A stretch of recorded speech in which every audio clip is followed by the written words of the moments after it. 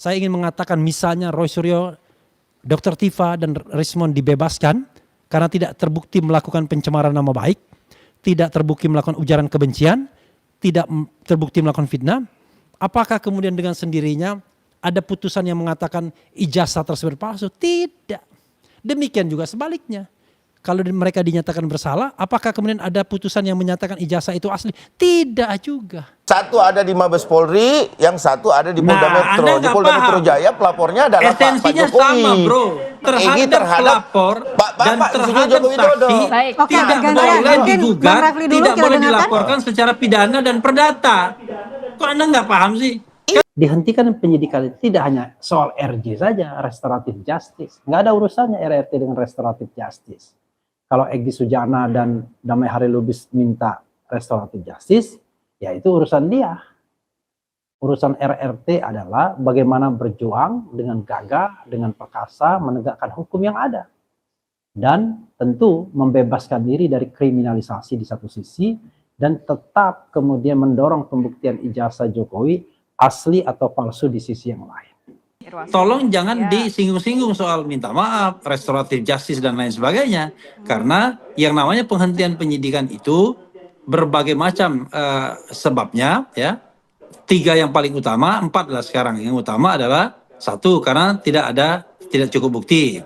Yang kedua, ya, karena bukan tindak pidana. Yang ketiga, karena demi hukum, ya, misalnya ada pelanggaran undang-undang dari awal. Yang keempat karena restoratif justice. Yang kelima karena bayar denda. Nah, kita tidak bicara tentang restoratif justice, tidak bicara tentang memaafkan atau minta maaf kepada Pak Jokowi atau sowan ke Solo.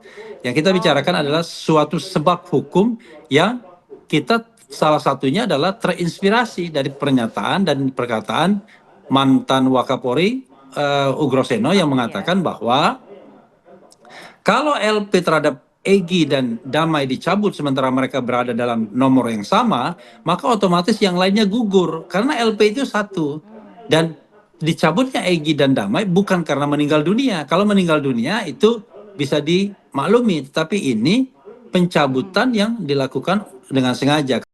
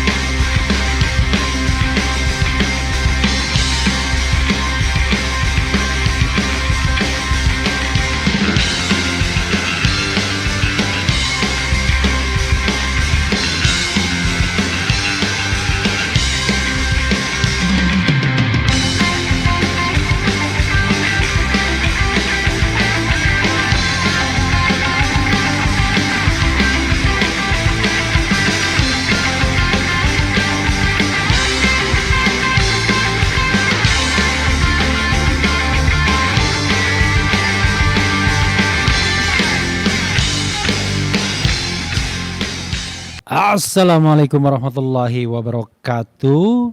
Sobat RH sekalian, jumpa lagi kita di channel yang keren ini, Keren Cadas.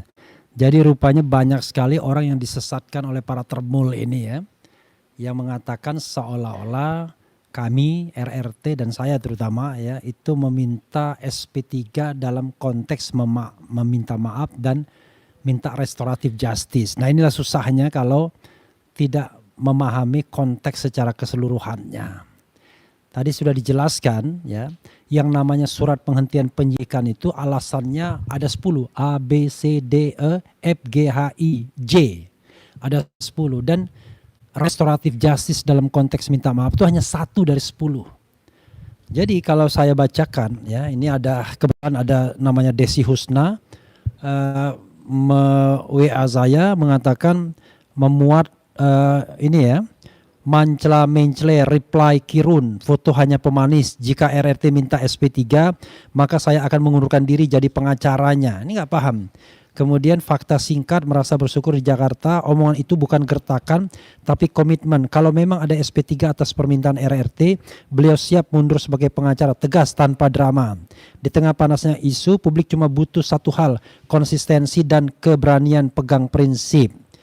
nggak paham ya. Jadi sobat era sekalian, ya, saya kembali kepada tadi ya, apa yang saya sampaikan press conference tadi oleh Bala RRT, bahwa berdasarkan Undang-Undang Nomor 20 Tahun 2025 tentang Kitab Undang-Undang Hukum Acara Pidana, itu ada 10 alasan kenapa yang namanya penyidikan itu harus dihentikan. Ya kan? Oke. Yang saya bisa katakan adalah satu, tidak cukup bukti. Atau ya, pasal 24 ayat 2, penghentian pasal 24 ayat 2 Undang-Undang 20 tahun 2025 tentang Kitab Undang-Undang Hukum Acara Pidana.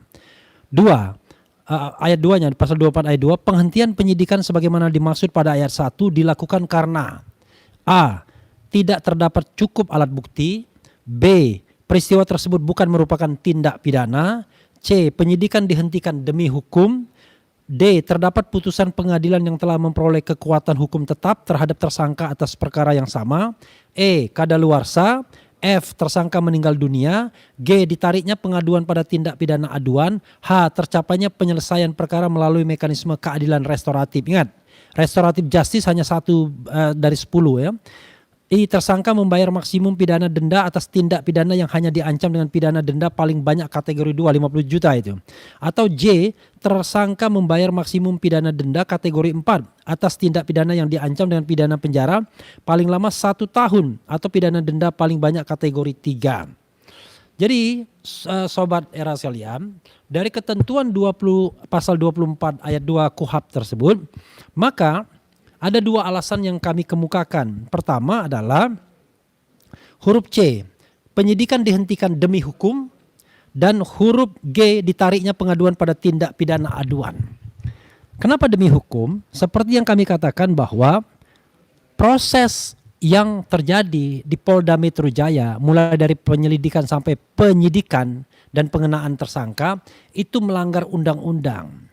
Dan undang-undang yang dilanggar adalah Undang-Undang Nomor 31 tahun 2014 tentang perlindungan saksi dan korban, di mana pasal 10 mengatakan, ya, saya bacakan. Undang-Undang Nomor 31 tahun 2014 pasal 10 ayat 1 dan ayat 2. Saksi, korban, saksi pelaku dan atau pelapor tidak dapat dituntut secara hukum baik pidana maupun perdata atas kesaksian dan atau laporan yang akan, sedang atau telah diberikannya, kecuali kesaksian atau laporan tersebut diberikan tidak dengan itikat baik.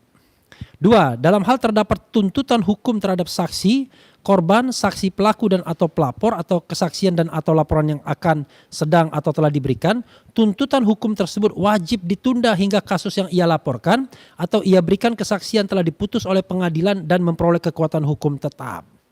Nah, disinilah jadi masalahnya. TPUA melalui ketuanya atau presidennya Egy Sujana melaporkan dugaan tindak pidana penggunaan dokumen palsu atau ijazah palsu pada tanggal 9 Desember 2024 ke Bareskrim Mabes Polri. Oke. Dan TPUA itu tidak hanya Egy Sujana, di situ ada Rizal Fadila, ada Muslim Arbi, ada Kurnia Triroyani, ada Rustam Effendi. Intinya adalah ada Damai Hari Lubis, intinya adalah 5 dari 8 tersangka itu TPUA. Nah, mereka berstatus sebagai pelapor tindak pidana karena mereka semua adalah TPUA. Termasuk dalam laporan tersebut, Rizal Fadila sebagai wakil presiden TPUA berkali-kali menyampaikan bukti-bukti baru. Ya. Lalu bagaimana kedudukan RRT? Kedudukan RRT itu sebagai saksi yang diajukan oleh TPUA terutama dalam gelar perkara khusus pada tanggal 9 Juli 2025. Dan itu didasarkan kepada surat yang ditandatangani Wakil Presiden TPUA Rizal Fadila yang meminta ketiganya sebagai saksi, dan kebetulan ketiganya bisa hadir dalam gelar perkara khusus pada tanggal 9 Juli 2025. Padahal tentu kedudukan mereka bukan pelapor, mereka dihadirkan sebagai saksi dan sekaligus ahli. Kenapa begitu? Karena mereka hadir pada pertemuan tanggal 15 April 2025 di Universitas Gadjah Mada.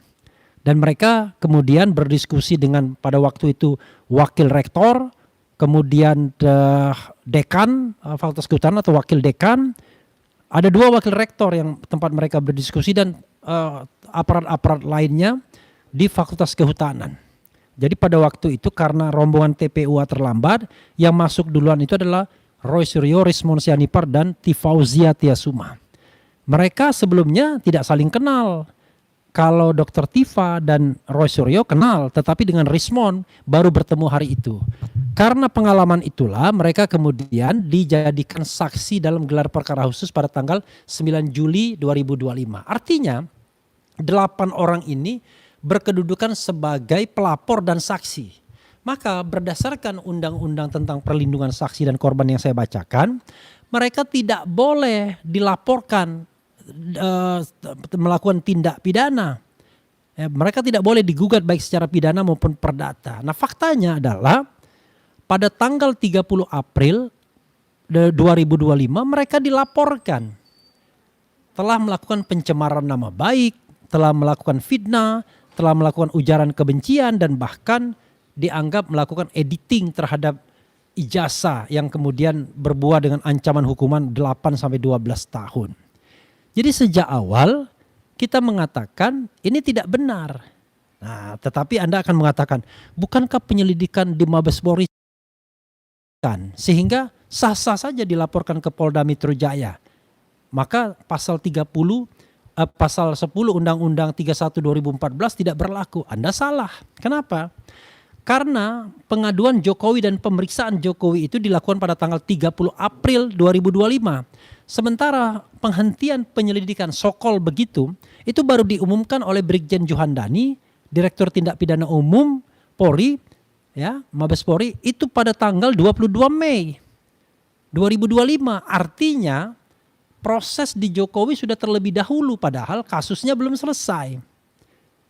Oke, Anda akan mengatakan, tapi kan akhirnya tetap selesai kasusnya. Itulah pula yang kami permasalahkan melalui Irwasum, Inspektur Pengawasan Umum. Karena kami beranggapan penghentian penyelidikan itu bertentangan yang didasarkan kepada uji laboratorium forensik Mabes Polri itu bertentangan dengan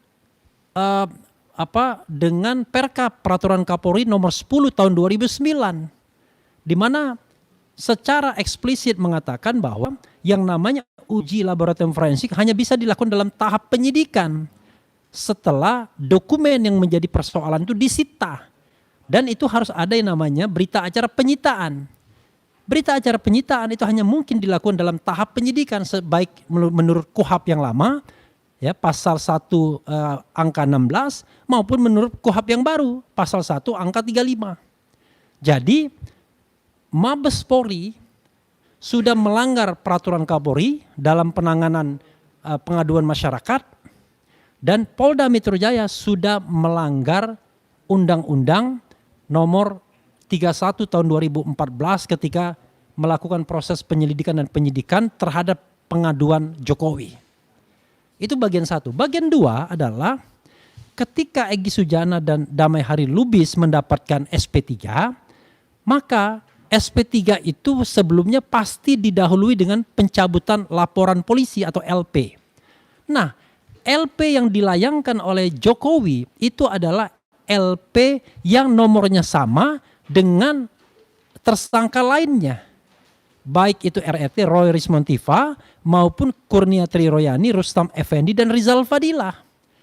Jadi menurut Ugroseno, kalau LP tersebut dicabut hanya untuk Egy Sujana dan DHL, itu tidak sah.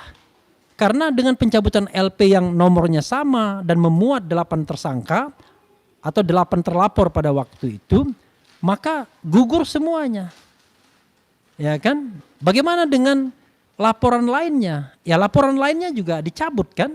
Sehingga ketika kemudian Egy Sujana dan Damai Hari Lubis itu mendapatkan SP3, kami tidak persoalkan. Tidak ada keinginan RRT untuk mendapatkan SP3 melalui restoratif justice atau keadilan restoratif sebagaimana disebut dalam pasal 24 huruf H tadi. Tetapi kami minta penghentian penyidikan demi hukum karena penyidik sudah melanggar undang-undang. Lalu kenapa kami sampaikan itu ke Bareskrim Mabes Polri atau ke Irwasum, Inspektur Pengawasan Umum Komjen Wahyu Widada, ya? Karena tidak hanya Polda Metro Jaya yang melakukan kesalahan, tetapi juga Bareskrim Mabes Polri. Itu yang kemudian perlu dicatat. Jadi tidak ada mencela-mencela Refli Harun. Yang saya katakan adalah, kalau RRT itu minta maaf ke Jokowi, datang ke Solo, minta restoratif justice, saya mundur sebagai lawyernya. Tapi yang dilakukan sekarang ini bukan meminta, bukan memohon, tapi mengingatkan kepada baik Bareskrim maupun Polda Metro Jaya, Anda telah melanggar undang-undang loh. Anda telah melanggar undang-undang dan peraturan yang Anda buat sendiri, yaitu peraturan Kapolri. Karena itu demi hukum harus dihentikan yang namanya penyidikan yang Anda lakukan karena sudah melanggar undang-undang tersebut. Itu yang ingin saya katakan. Dan itu adalah bagian dua hal dari 10 sebab atau asbab dikeluarkannya yang namanya penghentian penyidikan. Jadi penghentian penyidikan tidak hanya dalam konteks minta maaf atau restoratif justice. Itu kalau Egy Sujana dan Damai Hari Lubis melakukan itu silahkan. Tetapi yang dilakukan oleh RRT adalah bagaimana mengkaji dan menelisik pasal-pasal yang ada, kemudian fenomena yang ada, mendekatinya dari sudut legal perspektif, dan kemudian kita sampai kesimpulan proses ini nggak benar. Proses ini sudah melanggar hukum, sudah melanggar undang-undang, melanggar undang-undang perlindungan saksi dan korban, melanggar peraturan Kapolri nomor 10. Dan tentu saja termasuk melanggar KUHP pasal 79 ayat 4 yang menyatakan bahwa SP3 hanya bisa dikeluarkan kalau persyaratan sebelumnya dipenuhi. Salah satunya adalah dicabutnya laporan. Jadi SP3 keluar berarti dicabut laporan. Kalau dicabut laporan karena ini satu nomor maka semuanya. Nah, terakhir ingin saya katakan bahwa kami ingin menggeser pertandingan ini pada pertandingan yang sesungguhnya. Apa itu? Pembuktian ijazah Jokowi asli atau palsu. Yang dilakukan Polda Metro Jaya itu bukan untuk membuktikan ijazah Jokowi, tetapi melakukan proses penersangkaan terhadap Roy Rismond dan Dr. Tifa dengan dalih melakukan pencemaran nama baik, fitnah, ujaran kebencian, dan melakukan pelanggaran dengan melakukan editing terhadap ijazah Jokowi. Padahal itu semua sangat-sangat tidak justified. Yang ada adalah pertandingan ini mau digeser bukan pada pembuktian ijazah palsu, tapi hanya pada pinggirannya, yaitu pencemaran nama baik, ujaran kebencian, dan lain sebagainya. Karena itu kita tantang Bareskrim Mabes Polri untuk membuka kembali proses penyelidikan terhadap dugaan penggunaan dokumen palsu oleh Jokowi. Dan Jokowi kita tantang untuk berani membuktikan ijazah aslinya di citizen lawsuit yang ada di Solo. Disitulah hakikatnya pembuktian apakah ijazahnya asli atau palsu. Tetapi kalau yang ditunggu-tunggu itu adalah sidang Roy, sidang Dr. Tifa, sidang Rismond, itu bukan pembuktian ijazah. Itu sidang dugaan sudah terjadi tindak pidana terhadap mereka. Pinggiran, ujaran kebenciankah, kemudian pencemaran nama baikkah, fitnahkah, dan lain sebagainya. Paham ya? Mudah-mudahan para terbul itu tidak lagi membelok-belokkan masalah ini.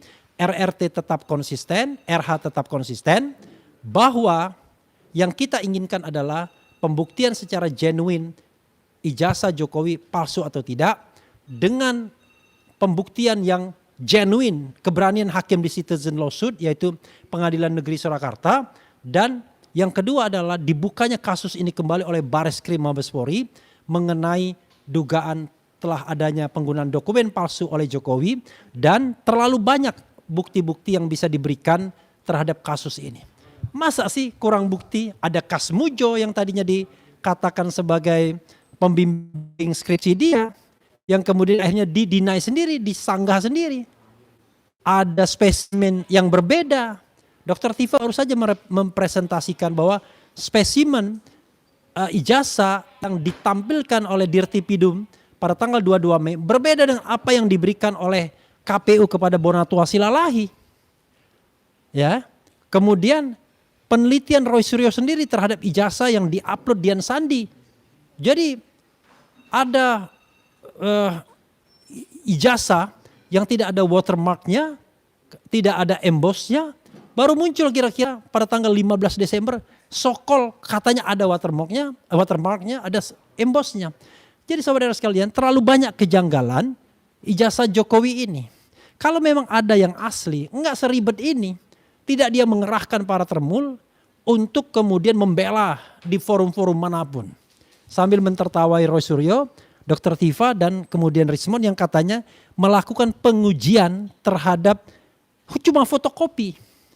Saya mengatakan ya, yang diuji oleh Roy Suryo itu adalah dokumen yang pernah ditampakkan oleh Dekan Kehutanan Sigit Sunarta. 2, dokumen yang pernah diupload Dian Sandi. 3, dokumen yang pernah ditampakkan oleh Dirtipidum. 4, setidak-tidaknya dokumen yang pernah dimunculkan dalam reuni UGM Fakultas Kehutanan. Dan yang paling ceto welo-welo itu adalah dokumen yang ditampakkan atau diupload Dian Sandi yang tidak dibantah oleh Jokowi. Setelah Dirtipidum melakukan press conference mengatakan bahwa dokumen itu identik, maka Dian Sandi Utama, kader PSI datang ke Solo. Katanya minta maaf kepada Jokowi karena mengupload tanpa permisi. Dan Jokowi kemudian hanya tertawa atau begitulah. Tetapi sama sekali tidak membantah bahwa itu dokumen palsu. Padahal terakhir dokumen yang diupload Dian Sandi itu berbeda dengan yang diupload atau ditampakkan oleh Dirtipidum. Dan berbeda pula dengan yang ditampakkan di Polda Metro Jaya pada tanggal 15 Desember 2025. Jadi dengan ini sekali lagi ya, saya meluruskan berita yang mengatakan seolah-olah RRT menyerah. Tidak. RRT ingin permainan sesungguhnya yang benar, yaitu pembuktian ijazah dilakukan melalui citizen lawsuit, dan untuk itu Roy Suryo dan Rismond Sianipar bersedia menjadi ahli atau saksi di sidang itu, dan kita tantang Bareskrim Mabes Polri melalui surat kepada Irwasum untuk membuka kembali kasus ini karena terlalu banyak bukti-bukti yang bisa dihantarkan kepada mereka. Baik bukti surat, bukti saksi, ya kan, bukti ahli dan bukti-bukti lainnya, petunjuk dan lain sebagainya. Termasuk juga dokumen-dokumen elektronik. Terlalu mudah untuk menunjukkan ada apa-apanya terhadap ijazah Jokowi. Karena kalau memang solid dari awal, maka ijazah itu akan ditampakkan di awal dan sama semua. Tidak berbeda-beda spesimennya. Tolong perhatikan, yang di Mabes Polri tanggal 22 Mei itu ada garis tengahnya, ada lipatannya. Tetapi di KPU nggak ada garis tengahnya, nggak ada lipatan. Itu saja sudah berbeda. Yang di Polda Metro Jaya tidak ada lipatannya, tidak ada garis tengahnya. Dari mana dokumen itu? Jadi kalau ada dokumen yang ditampilkan oleh dua institusi resmi berbeda, itu pasti masalah. Saya katakan dua-duanya palsu atau salah satu palsu, tetap ada masalahnya. Karena berarti pernah melakukan pemalsuan dan tidak mungkin dua-duanya asli. Jadi mudah-mudahan ya Desi Husna yang saya sengaja live kan ya, memposting saya seolah-olah mencela-mencela dan lain sebagainya, dan mungkin terprovokasi oleh mereka-mereka yang sengaja membelokkan soal ini, paham betul bahwa yang kita perjuangkan adalah bagaimana ijazah Jokowi ini dibuktikan. Kalau Anda menunggu sidang Roy Suryo dan teman-teman, Dr. Tifa, Rismond, itu tidak akan membuktikan ijazah itu palsu atau tidak. Saya ingin mengatakan misalnya Roy Suryo, Dr. Tifa dan Rismond dibebaskan karena tidak terbukti melakukan pencemaran nama baik, tidak terbukti melakukan ujaran kebencian, tidak terbukti melakukan fitnah. Apakah kemudian dengan sendirinya ada putusan yang mengatakan ijazah tersebut palsu? Tidak. Demikian juga sebaliknya. Kalau mereka dinyatakan bersalah, apakah kemudian ada putusan yang menyatakan ijazah itu asli? Tidak juga. Tetap saja kemudian kalau mau diproses kembali kita harus mengadu lagi ke Bareskrim Mabes Polri. Daripada mengadunya nanti-nanti setelah proses sidang terhadap RRT, lebih baik sekarang kita tuntut cabut proses penyidikan yang tidak sah tersebut, kembali kepada proses bagaimana menyelidiki dan menyidik dugaan penggunaan dokumen palsu oleh mantan Presiden Jokowi. Begitu cara berpikirnya ya. Oke, itu saja Sobat Era sekalian yang ingin saya share. Mudah-mudahan ini memberikan pencerahan bagi kita semua. Jangan gampang terprovokasi, jangan gampang mendapatkan informasi yang disesatkan. Sekali lagi, RRT tidak pernah minta restoratif justice. RRT tidak pernah minta bahwa mereka dimaafkan. Tetapi kalau RRT menggugat menuntut penghentian penyidikan, itulah kerja lawyer, itulah kerja proses. Kalau kita bisa memenangkan kasus ini di awal dengan keluar terbitnya SP3 secara jantan bukan karena minta maaf, karena batal demi hukum, null and void, karena sudah dicabutnya laporan polisi oleh Jokowi misalnya, maka disitulah kemenangan hukum kita. Nah, perkara kemudian bagaimana tindak lanjut terhadap ijazah Jokowi, ya kita akan berproses lagi dengan mengadukan kasus yang sama atau meminta kasus ini dibuka kembali di Bareskrim Mabes Polri. Paham ya? Ya, paham. Ya, tidak ada RH masuk angin, RH mencela-mencela, RRT menyerah, RRT panik dan lain sebagainya. Hanya orang tolol yang mengatakan demikian atau orang-orang yang pura-pura tolol atau orang yang mau membodohi masyarakat atau rakyat. Wabillahi taufiq wal hidayah. Wassalamualaikum warahmatullahi wabarakatuh. Keren Cadas. Saya akan luruskan, jangan sampai seolah-olah kita meminta SP3. Tidak, kita tidak meminta SP3. Yang kita minta adalah sebuah konsekuensi dari penegakan hukum. Jadi surat kita ke Irwasum itu berisi setidak-tidaknya 3 hal. Hal pertama bahwa proses penyelidikan dan penyidikan yang dilakukan oleh Polda Metro Jaya itu dari awal sudah bertentangan dengan Undang-Undang tentang Perlindungan Saksi dan Korban pasal 10. Oke. Kemudian penghentian penyelidikan oleh Mabes Polri terhadap pengaduan masyarakat ya, Dumas, itu bertentangan dengan Perkap nomor 10, Perkap yang mereka buat sendiri. Nah, yang ketiga adalah dengan dicabutnya LP Egy Sujana dan Damai Hari Lubis, padahal mereka berada dalam nomor yang sama dengan 6 tersangka lainnya, maka otomatis LP tersebut jadi gugur. Karena LP jadi gugur, maka ya sudah tidak sah lagi proses penyelidikan dan penyidikannya. Jadi penghentian penyidikan itu bukan karena meminta restoratif justice, tetapi alasan lainnya. Paling tidak 2 alasan yang bisa dikemukakan, yaitu demi hukum, dan yang kedua karena sudah dicabutnya LP itu. Jadi ini adalah sebuah konsekuensi yang kita tegakkan hukumnya, bukan karena kita meminta. Kalau karena ini masalahnya tidak hanya di Polda Metro Jaya tapi juga di Mabes Polri, ya, maka surat itu kita layangkan ke Inspektur Pengawasan Umum, begitu ya. Jadi tolong jangan disinggung-singgung soal minta maaf, restoratif justice dan lain sebagainya, karena yang namanya penghentian penyidikan itu berbagai macam sebabnya, ya. 3 yang paling utama, 4 lah sekarang. Yang utama adalah 1 karena tidak cukup bukti. Yang kedua ya karena bukan tindak pidana. Yang ketiga karena demi hukum, ya, misalnya ada pelanggaran undang-undang dari awal. Yang keempat karena restoratif justice. Yang kelima karena bayar denda. Nah, kita tidak bicara tentang restoratif justice, tidak bicara tentang memaafkan atau minta maaf kepada Pak Jokowi atau sowan ke Solo. Yang kita bicarakan adalah suatu sebab hukum yang kita salah satunya adalah terinspirasi dari pernyataan dan perkataan mantan Wakapolri Ugroseno yang mengatakan bahwa kalau LP terhadap Egy dan Damai dicabut sementara mereka berada dalam nomor yang sama, maka otomatis yang lainnya gugur karena LP itu 1. Dan dicabutnya Egy dan Damai bukan karena meninggal dunia. Kalau meninggal dunia itu bisa dimaklumi, tapi ini pencabutan yang dilakukan dengan sengaja. Karena itu berdasarkan aturan KUHP pasal 24, dengan dicabutnya LP maka gugur semuanya. Jadi tidak ada lagi alasan atau alas hak atau dasar untuk melakukan penyelidikan dan penyidikan. Jadi sudah batal. Batal demi hukum atau batal karena LP-nya dicabut. Begitu.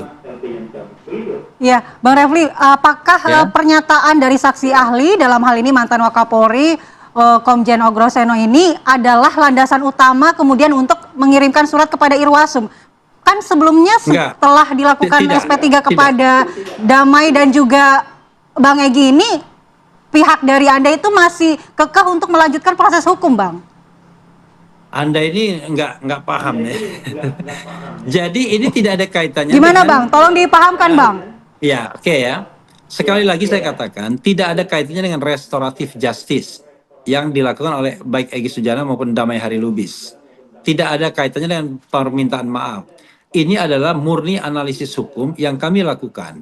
Jadi, ketika ya, saya cerita sedikit. Ketika Bareskrim Mabespori itu menghentikan proses penyelidikan, bukan penyidikan, penyelidikan terhadap pengaduan masyarakat ya dalam hal ini TPUA mengenai dugaan penggunaan dokumen palsu oleh mantan Presiden Jokowi ya. Kami protes pada waktu itu. Ya, yang protes adalah Al-Katiri pada waktu itu ya. Nah, dia pada waktu itu protes sebagai pengacara, salah seorang pengacara dari tersangka. Nah, protes tersebut kemudian dijawab oleh Irwasum bahwa mereka sedang sedang mengikuti, sedang melakukan cek terhadap perkembangan kasus ini di Bareskrim Mabespori. Nah, karena itu kami menganggap bahwa sesungguhnya penghentian penyelidikan itu tidak sah. Karena yang dijadikan alasan itu adalah hasil dari laboratorium forensik Labkrim Mabespori. Padahal untuk adanya pemeriksaan terhadap dokumen itu harus dalam tahap penyidikan, tidak boleh penyelidikan. Karena sudah due process of law. Kalau penyelidikan kan tidak due process, karena itu apapun yang dilakukan di proses penyelidikan itu tidak bisa kemudian dijadikan acuan. Nah, karena itu kami menganggap bahwa proses di Bareskrim Mabespori itu tidak sah. Nah, karena dia tidak sah, maka ketika dilakukan pelaporan oleh Jokowi di Polda Metro Jaya, itu bertentangan dengan undang-undang tentang perlindungan saksi dan korban. Karena dalam undang-undang perlindungan saksi dan korban pasal 10, itu yang namanya pelapor dan saksi itu tidak boleh dilaporkan balik, baik secara pidana maupun perdata. Satu. Nah, yang kedua, ketika LP sudah dicabut karena Egy Sujana dan Damai Hari Lubis, kami mengatakan bahwa ini otomatis yang lainnya pun tercabut juga. Jadi ada 3 alasan itu. Alasan satu perlindungan saksi dan korban, alasan kedua peraturan Kapolri sendiri, ya, dan alasan ketiga adalah karena sudah dicabutnya LP. Begitu ya? Oke, clear, Bang Ade. Jadi dikatakan ini nggak ada urusan nih saling minta maaf dan lain sebagainya karena bukan restoratif justice. Tapi kalau melihat dari keterangan dari ahli Ogroseno yang menyatakan bahwa kalau memang sudah LP-nya yang bareng sama Egy Sujana dan juga Damai Hari Lubis ini sudah SP3, ya berarti otomatis sudah gugur gitu, Bang Ade. Jadi gini, Mbak Rati, Yang tadi kita perlu juga memberikan pembelajaran kepada masyarakat. Ya, gugur, ya clear, Bang Ade. Jadi artinya ketika itu dicabut, nah kita harus kembali pada dasar hukum Undang-Undang Nomor 1 Tahun 2023. Di KUHP jelas itu di pasal 34 atau 36 kalau nggak salah. Terus kemudian asasnya ya tentu kita nullo penum singal culpa. Apa itu, Bang? Artinya tidak ada kesalahan secara individual. Ya, bahwa pertanggungjawaban pidana itu walaupun dia satu rangkaian, tapi memiliki peran masing-masing di situ. Nah itu yang harus kita pahami juga ya kan. Jangan sampai pada saat kita menyampaikan bahwa ini sudah dicabut, kan nggak begitu tuh hukum pidana kita. Jadi bisa jalan masing-masing? Iya. Dengan satu LP? Betul. Nah ini ada dalam gini, nggak paham nih. Tahan dulu, Bang Refli, tahan dulu. Jadi, kita dengarkan penjelasan Bang Ade. Jadi paling tidak kalau dikatakan bahwa dicabut, nah pertanyaan kita apakah itu dicabut? Kan melalui restoratif. Pertanggungjawaban individual Saudara Egy Sujana dan Damai Hari Lubis yang memiliki dia memiliki kesadaran untuk datang kemudian bisa melakukan restoratif individual loh ya. Kita tidak berbicara satu rangkaian kelompok kejahatan ini kan. Ini kan bukan kejahatan yang artinya berkelompok gitu. Meskipun penetapan tersangkanya ini secara bersamaan dan dalam satu bundel gitu Pak. Iya, tetapi gini, kan sekali lagi kita harus kembali pada KUHP-nya. Bahwa pidana itu individual, ada peran masing-masing. Nah kalau perannya masing-masing ini artinya dihadapkan dengan ada dasar hukum yaitu restoratif, tentu personal dong. Oke, tahan dulu Bang. Kan itu masalahnya. Bang Ade, kita coba mendengarkan tanggapan. Tadi kalau kata ini Bang Ade agak beda juga nih sama Bang Refli ya. Sebenarnya bisa kok. Ya, itu pendapat hukum saya. Ya, pendapat hukum dari Bang Ade seperti itu, Bang Refli. Ya itu kan karena nggak paham kalau saya katakan. Karena begini ya, yang namanya hukum itu ada dua, prosedur dan substansi. Ya. Nah yang kami bicarakan itu dua-duanya. Ketika kita bicara mengenai pencabutan LP, ya itu adalah prosedur. Anda bagaimana mau menindaklanjuti sebuah proses penyelidikan dan penyidikan ketika LP-nya itu sudah dicabut karena dalam nomor yang sama, sehingga otomatis maka gugur dia secara administratif, kan begitu? Oke. Nah, secara administratif dia gugur. Nah, yang kedua adalah kita bicara substansi. Dari awal kasus di Polda Metro Jaya ini cacat hukum. Kenapa cacat hukum? Karena bertentangan asas dengan pasal 10 Undang-Undang Perlindungan Saksi dan Korban.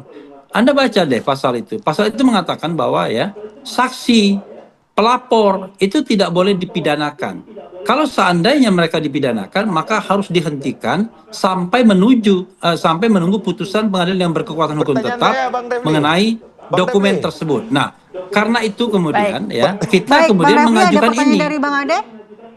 Apa pertanyaannya? Pertanyaan saya Bang Refli. Apakah RRT ini adalah saksi atau korban? Itu dulu tuh.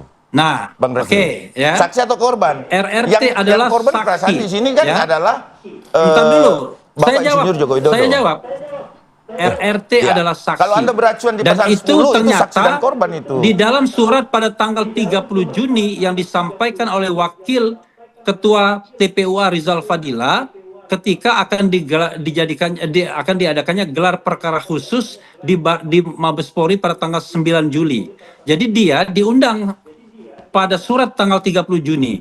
Jadi suratnya bisa kami perlihatkan, sayangnya kan saya tidak di studio. Jadi kedudukan di mereka sebagai saksi sekaligus ahli itu clear. Karena dia diundang oleh TPUA di dalam gelar perkara khusus pada tanggal 9 Juli. Sementara yang lainnya, anggota-anggota TPUA adalah pelapor. Jadi kita mengatakan mereka ini punya dua kualifikasi. Berbeda Bang Refli. Satu ada di Mabes Polri, yang satu ada di Polda Metro. Di Polda Metro Jaya pelapornya adalah Pak Jokowi. Sama, bro. Esensinya sama. Esensinya adalah mengenai dokumen ijazah Jokowi. Beda perkara gimana? Bang Refli harus paham dulu bahwa ini beda perkara, Bang Refli. Halo, bro. Enggak, Anda paham nggak? Saya yang kasih paham, Bang Refli. Yang namanya di Mabes Polri itu membahas tentang laporan Bang Egy terhadap pelapor dan terhadap saksi Oke, tidak boleh digugat, tidak boleh dilaporkan secara pidana dan perdata. Kok Anda nggak paham sih? Iya, betul. Yang jadi masalah adalah TPUA melaporkan dugaan penggunaan dokumen palsu oleh Jokowi. Oke, pada tanggal 9 Desember 2024. Nah, setelah itu Jokowi melaporkan mereka kepada Polda Metro Jaya. Harusnya Polda Metro Jaya tidak menindaklanjuti terlebih dahulu dan harus diselesaikan masalah ijazah palsunya itu. Saya jawab. Kan Anda paham, ini kan satu rangkaian. Satu. Yang kedua, yang namanya Polri itu Kepolisian Republik Indonesia. Kok lain kasus gimana? Bahkan Anda lihat di Polda Metro, tidak hanya Polda Metro Jaya, di Polres dan lain sebagainya juga ditarik. Itu menunjukkan bahwa Polri itu satu kesatuan. Video ini perlu saya buat ya untuk mengklarifikasi soal isu yang beredar yang kemudian misleadkan, disalahkan, dibelokkan oleh para termul seolah-olah Roy, Rismond dan Tifa menyerah dan kemudian meminta SP3. Itu ngawur. Itu ngawur ya. Kenapa? Yang benar adalah RRT meminta dihentikannya penyidikan, ya, minta perhatian Irwasum, Inspektur Pengawasan Umum Kepolisian Republik Indonesia, itu karena ada 3 hal. Ya. Nah, 3 hal tersebut dikaitkan dengan fenomena atau sebab atau asbab dihentikannya penyidikan. Jadi dihentikan penyidikan itu tidak hanya soal RJ saja, restoratif justice. Nggak ada urusannya RRT dengan restoratif justice. Kalau Egy Sujana dan Damai Hari Lubis minta restoratif justice, ya itu urusan dia. Urusan RRT adalah bagaimana berjuang dengan gagah, dengan perkasa, menegakkan hukum yang ada. Dan tentu membebaskan diri dari kriminalisasi di satu sisi, dan tetap kemudian mendorong pembuktian ijazah Jokowi asli atau palsu di sisi yang lain. Jadi kalau kita lihat Sobat Era sekalian, ya, pasal 24 KUHP, Kitab Undang-Undang Hukum Acara Pidana, yang baru, Undang-Undang Nomor 20 Tahun 2023, di situ dijelaskan bahwa ya, alasan untuk meminta penyidikan atau dihentikan adalah sebagai berikut. Yang paling jelas adalah kalau itu alasannya alasan terkait tidak cukup bukti. Jadi kalau sudah tidak cukup bukti, ya sudah di SP3 saja. Yang kedua yang menonjol juga adalah ternyata peristiwanya bukan peristiwa pidana. Nah, yang ketiga adalah penghentian penyidikan karena demi hukum. Misalnya terjadi pelanggaran-pelanggaran yang signifikan, termasuk pelanggaran hukum dari awal. Yang keempat, ya barulah ada misalnya fenomena restoratif justice. Yang kelima, itu soal sudah ada pembayaran denda dalam tindak pidana yang memang diancam dengan denda maksimal. Jadi Sobat RH sekalian, bukan hanya RJ kemudian dihentikan penyidikan. Jadi tidak ada urusan bahwa seolah-olah dikaitkan meminta maaf, menyerah, putus asa dan lain sebagainya, sebagaimana dikatakan oleh para termul ya. Termul memang suka menggoreng-goreng seperti itu. Jadi 3 alasan yang menyebabkan kemudian kasus RRT ini harus dihentikan penyidikannya. 1, sejak awal ini bertentangan dengan undang-undang. Apa itu undang-undang yang ditentang? Adalah undang-undang tentang perlindungan saksi dan korban, pasal 10. Jadi undang-undang itu mengatakan bahwa saksi dan pelapor itu tidak boleh dilaporkan atau dikenakan tindak pidana baik perdata, laporan pidana dilaporkan baik pidana maupun perdata terhadap tindak pidana yang mereka laporkan atau mereka memberikan kesaksiannya, baik yang sudah maupun akan. Jangankan yang sudah, yang akan pun tidak boleh dilaporkan, ya kan?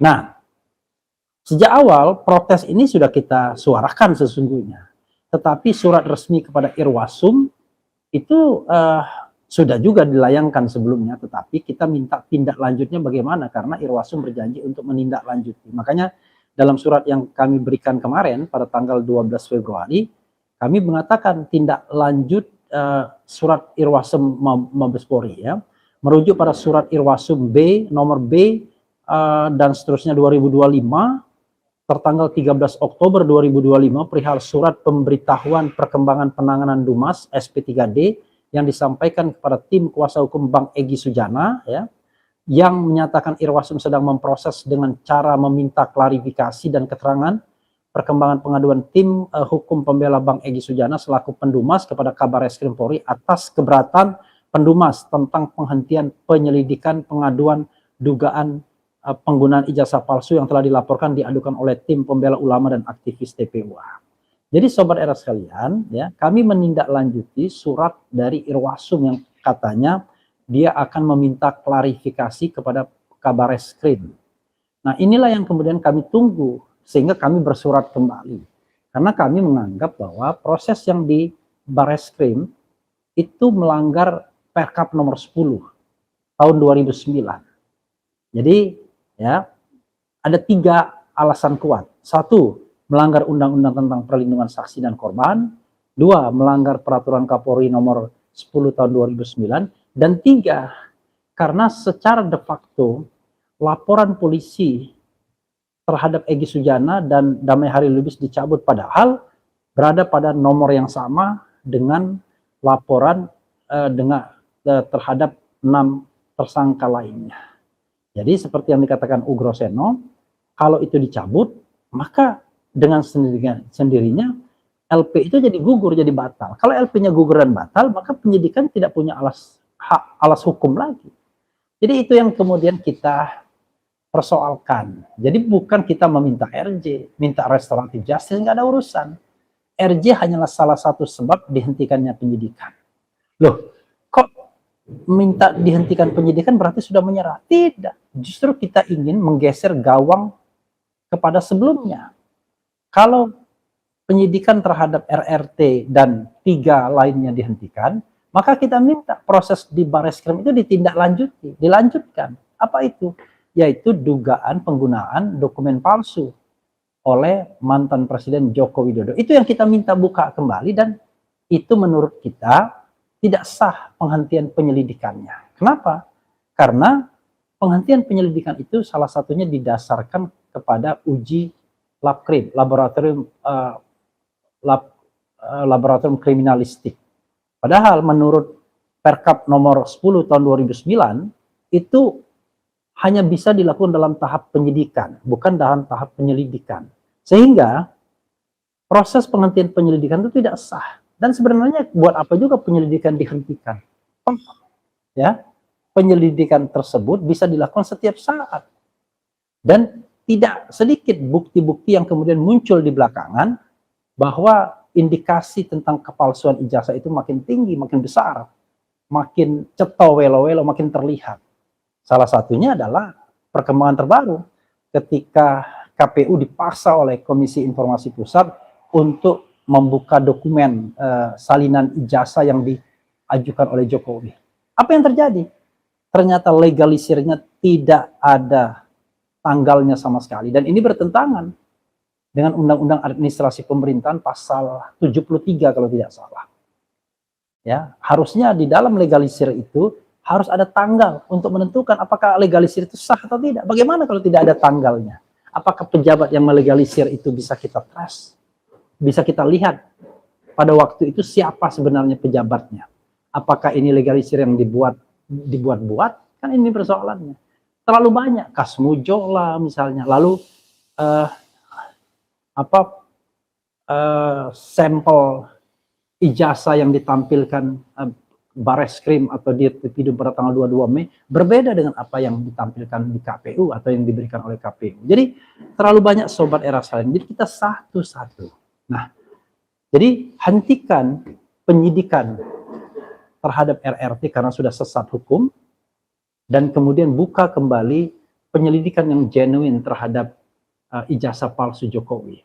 Jadi kalau para termul mengatakan, ayo kalau berani kita ke pengadilan dan lain sebagainya, itu pikiran yang saya katakan pikiran orang yang nggak paham, yang mau menipu masyarakat. Kenapa? Kalau kasus RRT ini disampaikan atau dilimpahkan ke pengadilan, maka kita akan kehilangan waktu untuk pembuktian ijazah Jokowi palsu atau tidak. Kenapa? Karena sidang itu tidak akan membuktikan ijazah.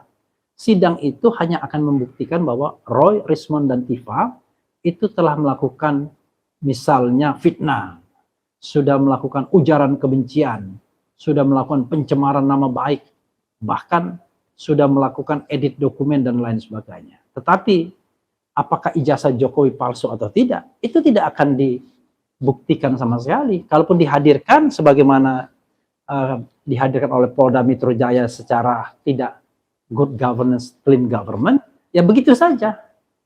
Kita tidak bisa rely on dengan penyidik yang seolah-olah menjadi advokatnya Jokowi. Sebagaimana misalnya debat saya dengan Arianto Sutadi. Bagaimana mungkin seorang penasehat ahli Kapolri most of the time bicara bukan berdasarkan objektivitas tetapi stand membela kepentingan Jokowi. Dan bahkan ikut press conference kalau tidak salah, ya, correct me if I'm wrong. Nah, sobat era sekalian, hal-hal inilah yang kemudian kita lihat ya sebagai sesuatu yang harus kita garis bawahi. Sekali lagi, RRT tidak pernah khawatir memperjuangkan soal keaslian ijazah Jokowi, palsu ya mereka mengatakan, tetapi RRT tidak ingin gawang digeser kepada proses pembuktian sudah melakukan pencemaran nama baik, sudah melakukan fitnah, sudah melakukan ujaran kebencian. RRT menginginkan permainan yang sesungguhnya, yaitu pembuktian apakah ijazah Jokowi asli atau palsu. Dan itu forumnya seharusnya di CLS, Citizen Lawsuit, yang ada di Solo, saat ini sedang berproses. Dan yang kedua adalah dibukanya kembali proses penyelidikan untuk sampai penyidikan di Barreskrim Polda Metro Jaya atas aduan masyarakat. Yang mengadu memang TPUA, tetapi jangan lupa itu adalah delik umum, bukan delik aduan. Jadi tanpa diadukan pun ini bisa diproses. Karena itu Sobat Era sekalian, sekali lagi bahwa permintaan penghentian penyidikan bukan karena RRT menyerah, tetapi karena RRT ingin permainan yang sesungguhnya, yaitu pembuktian ijazah, bukan main pinggiran. Berani nggak? Ayo sama-sama kita buktikan bahwa ijazah itu asli atau palsu. Dan bukan forumnya forum pencemaran nama baik, tetapi forum yang betul-betul menguji keaslian ijazah tersebut. Bila perlu pakai siaran langsung dan lain sebagainya. Saya tantang baik on court, ya, melalui proses CLS misalnya, Citizen Lawsuit yang sekarang sedang berlangsung, dibuka kembalinya kasus ini oleh Barreskrim Mabes Polri, maupun out of the court. Misalnya yang sering saya katakan, lakukan konferensi internasional bahkan untuk menguji apakah ijazah yang ditampakkan pada gelar perkara khusus tanggal 15 Desember 2025 itu adalah ijazah asli atau asli-aslian. Jangan sampai kemudian ijazah itu baru direproduksi menjelang gelar perkara khusus, atau paling tidak setelah tanggal wisuda Pak Jokowi. Karena yang ditunjukkan itu berbeda. Jadi saya bisa melihat, mengobservasi bahwa tanggal 15 Desember 2025 berbeda dengan yang namanya press conference Dirtipidum tanggal 22 Mei, dan berbeda pula dengan apa yang ditampakkan atau diberikan oleh KPU. Oke, berani nggak menguji perbedaan-perbedaan tersebut?